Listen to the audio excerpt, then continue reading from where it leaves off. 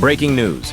Jasmine Crockett is at the center of a major investigation accused of fraudulent campaign donation activities. This sensational report hasn't just made waves, it's made a tsunami with over 8,200 likes in just 12 hours. The intrigue is skyrocketing with over 126,000 views capturing nationwide attention.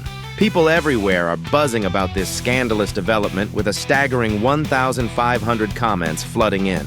Will Jasmine Crockett clear her name, or is this just the beginning of an explosive political storm?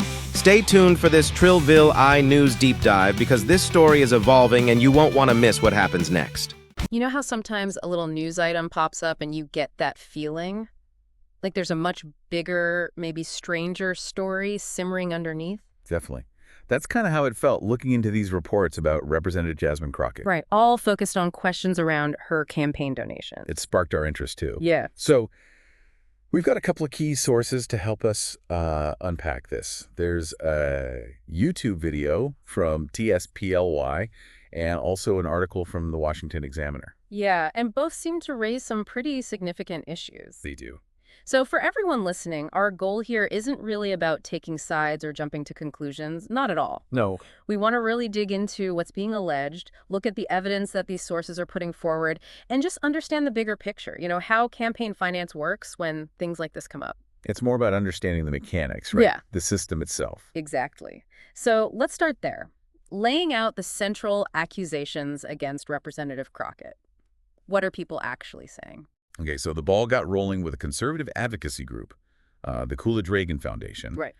They filed a formal complaint with the Federal Election Commission, the FEC. And just for listeners, the FEC, that's the independent agency that basically polices federal campaign finance laws? Precisely.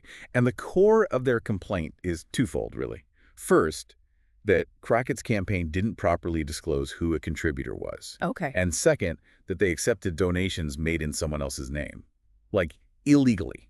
Okay, so disclosure issues and potentially illegal contributions. How much are we talking about? Well, this is interesting. The Washington Examiner article details 56 different transactions. 56. Wow. Yeah, adding up to $610. That's what they flagged. $610 across 56 transactions. But the YouTube video actually gives slightly different figures. It mentions 53 transactions. Okay. Totaling $595. Huh. Not a massive difference, $595 versus $610, but it's a difference. Shows how details can shift a bit early on. It does. And the person whose name is linked to all these transactions, a 73-year-old Texas retiree named Randy Best. Randy Best. Okay, and this is where the YouTube video brings in something pretty direct, isn't it? Very direct. The video actually features Sheldon Daniels. Oh, it is? The video identifies him as a Republican candidate running against Crockett, also an Army veteran, attorney, small business owner. Got it. And what did he do? Well, he didn't just file paperwork. He actually went and visited Randy Best's listed residence. Seriously? He just showed up? Seems like it. The video shows this interaction, or part of it. He went to an address in Collin County. Which is important because... Because Collin County isn't in Crockett's district, TX30. It's quite a ways away. Ah, okay. So not a constituent. Right. And Daniels spoke with Randy Best's wife. And what did she say? According to the video, I mean. According to the video, she seemed completely unaware of these donations. Blindsided, maybe? No idea. That's what the video portrays. And here's another big discrepancy. She reportedly said they had absolutely no knowledge of any political contributions totaling over $16,000 made to Jasmine Crockett's campaign. Wait. $16,000, not $600-ish. Exactly. That's the figure mentioned in the encounter shown in the YouTube video. A huge jump from the initial complaint figures. Wow. Okay, that's a significant difference. What else did the wife say? She apparently mentioned that her husband, Randy Best, was actually traveling at the time, maybe in their RV. Okay. And that they were both retired, essentially unemployed, and just totally unaware of any donations being made in their names. So retired, traveling, not in the district, and potentially thousands of dollars donated without their knowledge, according to the wife in the video? That's the picture painted. And the video highlights why Daniels said he looked into it in the first place. It was? He just found it really unusual. Someone living way over in Collin County making multiple, potentially large donations to a candidate in TX30. It just raised a red flag for him. Yeah, you can see why that might seem odd. It definitely makes you wonder about the connection, or maybe the lack of one. For sure. which naturally brings us to the platform used for these donations. Act Blue, right. Both sources mention Act Blue. Yes. And for listeners who might not know, Act Blue is a really big online fundraising platform, hugely popular for Democratic candidates and progressive groups. It makes donating online super easy. Streamlines the whole process. Exactly. But, as the Washington Examiner points out, Act Blue has come under scrutiny before. For what kinds of things? Primarily potential donation fraud and this concept of straw donors. So straw donors. Basically, when someone donates money, but they're doing it on behalf of someone else, often to get around contribution limits or hide the real source of the money. And platforms like Act Blue, because they handle such a high volume of donations, often smaller ones, and rely on the info donors provide, well, they can be vulnerable to that kind of thing. It's a known challenge. Right. And the Coolidge-Reagan Foundation complaint, it goes further than just pointing that out, doesn't it? It does. They basically suggest Act Blue's system might, perhaps unintentionally, make it easier to hide the real source of funds. And even accept illegal contributions. That's part of their claim. Yeah. They even raised, very serious allegations suggesting potential links to money laundering for Democratic campaigns. Really strong claims. Okay, but we need to be clear. These are allegations laid out in the complaint filed by this group. Absolutely. These are the claims being investigated. And the Washington Examiner does report.